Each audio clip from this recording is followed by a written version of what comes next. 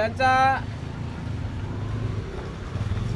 आपल्या शहरातला seat number 13, 19, 180 व 81 त्याचा सिटी सर्वे नंबर 37 आहे। आणि त्या सिटी सर्वेच्या क्षेत्रफळ ऐकून आम्ही सर्व प्रशासकीय यंत्रणेशी चर्चा केल्याच्या नंतर असं आमच्या निदर्शनात आलं की त्या सिटी सर्वे 37 मध्ये 87,394.88 चौरस मीटर ही सर्व एकूण जागा आहे। त्यापैकी केवळ आरोग्य विभागाला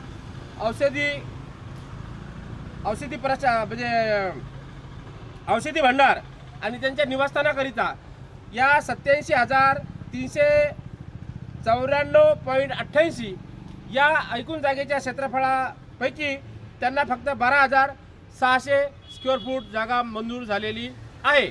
आणि 87,394.88 पैकी 12,600 म्हणजे 1 हेक्टर 26 ही जमीन अधिकृत त्यांना जिल्हाधिकारी या लोकांना अंधारात ठेवून त्यांना ती जागा हस्तांतरित केलेली आहे।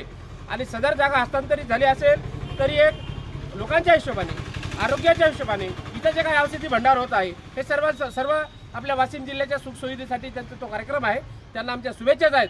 परंतु आमचे लोक सुद्धा बेघर झाले नाही पाहिजे याची सुद्धा प्रशासनाने दखल घेणं ही गरजेचं होतं, परंतु त्यांनी कोणत्याच प्रकारची दखल घेतलेली नाही।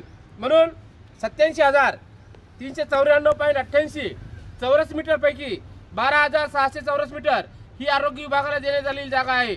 उर्वरित जागेवर यांचं पुनर्वसन करावं, यांना पर्यायी जागा द्यावी ही आता प्रामुख्याने मागणी केलेली आहे। जर तसं प्रशासनानं केलं नाही, जर इथलच्या जिल्हा प्रशासनानं याच्या मागण्याची दखल घेतली नाही तर निश्चित स्वरूपात दलित पॅंथर, बिगर सातबारा शेतकरी संघटना, महाजिजाऊ संघर्ष समिती आणि आमच्या समाजाच्या विविध संघटना मिळून या लोकांच्या न्याय हक्कासाठी आम्ही या जिल्ह्यामध्ये मोठं तीव्र स्वरूपात आंदोलन उभं करू।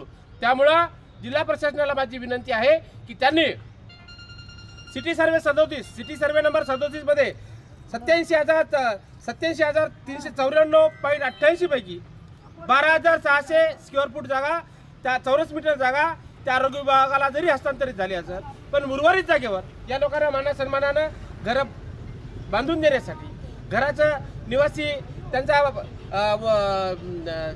त्या निवासाचा प्रश्न मिटवण्यासाठी तिथं त्यांना पर्यायी जागा उपलब्ध करून द्यावी। त्यासाठी 12,600 स्क्वेअर फूटची जागा ही मोकळी करून देण्यासाठी सगळी मंडळी ही तयार असलेली आहे। आरोग्य विभागाची जी जागा आहे ती आरोग्य विभागाला आम्ही देण्यासाठी आमचे काही त्याच्यामध्ये नाराजी नाही, परंतु आरोग्य विभागाची बिल्डिंग उभारत असताना आरोग्य विभागाचं औषधी आणि भंडाराचं